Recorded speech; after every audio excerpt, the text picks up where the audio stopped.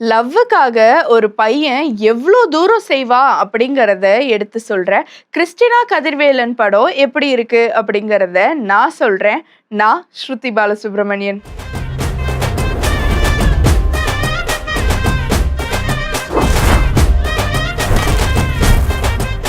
கௌஷிக் ராம், பிரதீபா, சிங்கம் புலி, கஞ்சா கருப்புன்னு இன்னும் நிறைய பேரோட நடிப்புல அலெக்ஸ் பாண்டியன் இயக்கத்துல ரகுநந்தன் இசையில வெளியாகி இருக்கிற படம் தான் கிறிஸ்டினா கதிர்வேலன்.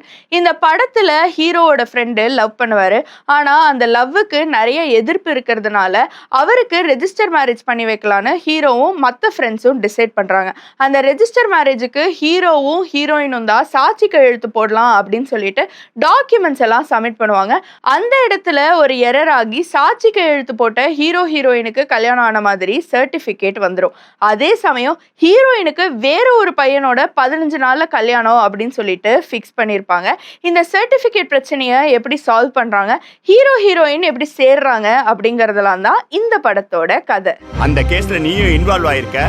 போலீஸுக்கு கொடுக்கிற ரிப்போர்ட்டை மாத்தி எழுதினா எப்படி எழுத முடியும்?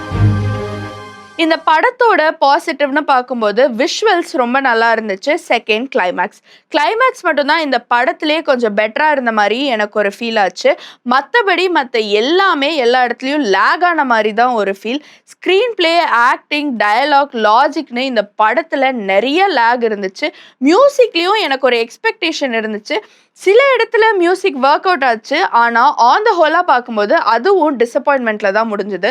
ஜோக்ஸ் எல்லாம் ஒர்க் அவுட்டே ஆகலை. அட்லீஸ்ட் சிங்கம் புலி கஞ்சா கருப்பு கேரக்டரையாவது இன்னும் ஸ்ட்ராங்காக காமிச்சிருக்கலான்னு ஒரு ஃபீல் ஆச்சு. ஆன் த ஹோலாக இந்த படத்தில் நிறைய பேரோட உழைப்பு இருக்குது. ஆனால் அதுக்கான அவுட்புட் இருக்கா அப்படின்னு கேட்கும்போது அது இல்லை. அப்படிங்கிறதுனால தான் ஆடியன்ஸ் மத்தியில் ஒரு டிசப்பாயின்மெண்ட் கிரியேட் ஆகிருக்கு. ஓவராலாக கிறிஸ்டினா கதிர்வேலன் ஒரு நல்ல கதை. ஆனால் இன்னும் பெட்டராக எக்ஸிக்யூட் பண்ணியிருந்தா இந்த படம் நல்லாவே ஒர்க் அவுட் ஆயிருந்திருக்கும்.